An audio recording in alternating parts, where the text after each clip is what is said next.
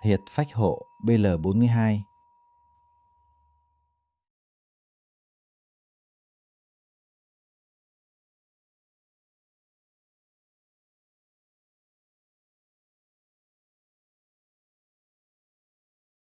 Vị trí.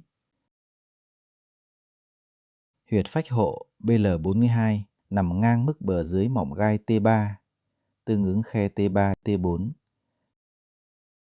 Trên đường bả, tuyến tham chiếu cách đường giữa lưng 3 thốn.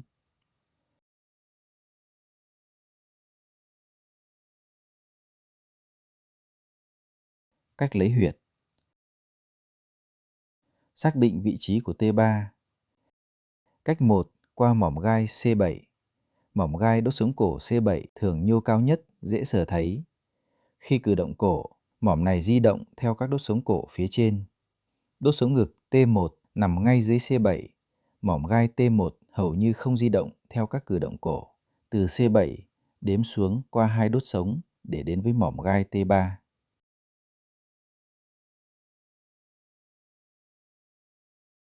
Cách 2. Qua bả vai. Người bệnh đứng hoặc ngồi thẳng, hai tay buông thõng tự nhiên. Mép trên của góc trong xương bả vai thường đồng mức với mỏm gai T2. Mỏm gai ngay phía dưới là T3. Hoặc xác định góc dưới xương bả vai, thường tương ứng mức T7, rồi đếm ngược lên để xác định T3.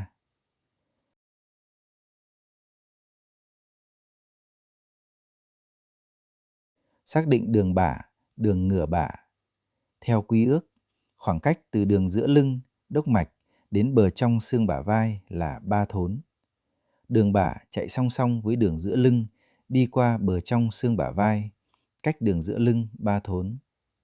Đường nửa bả cũng chạy song song với đường giữa lưng, nằm ở nửa khoảng cách từ đường giữa lưng đến bờ trong của xương bả vai, tương ứng 1,5 thốn. Xác định huyệt.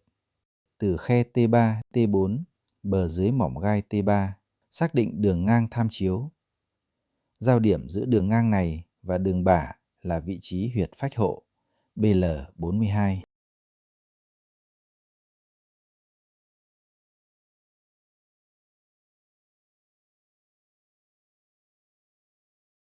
Neo điểm.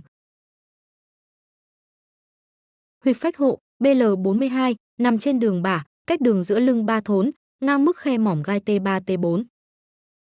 Cùng ngang, 3 huyệt cùng nằm ngang mức khe mỏm gai T3, T4, theo thứ tự từ trong ra ngoài. Thân trụ GV12 trên đường giữa lưng.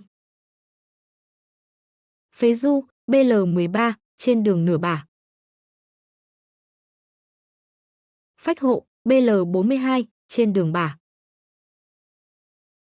Phía trên, huyệt phụ phân BL41 nằm trên cùng đường bả, ngang mức khe mỏm gai T2, T3, cao hơn huyệt phách hộ BL42, một khe mỏm gai.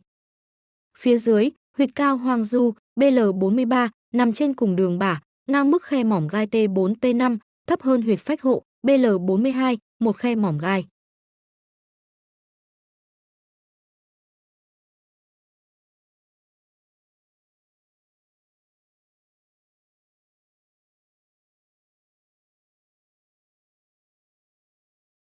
Tác dụng và chức năng chính.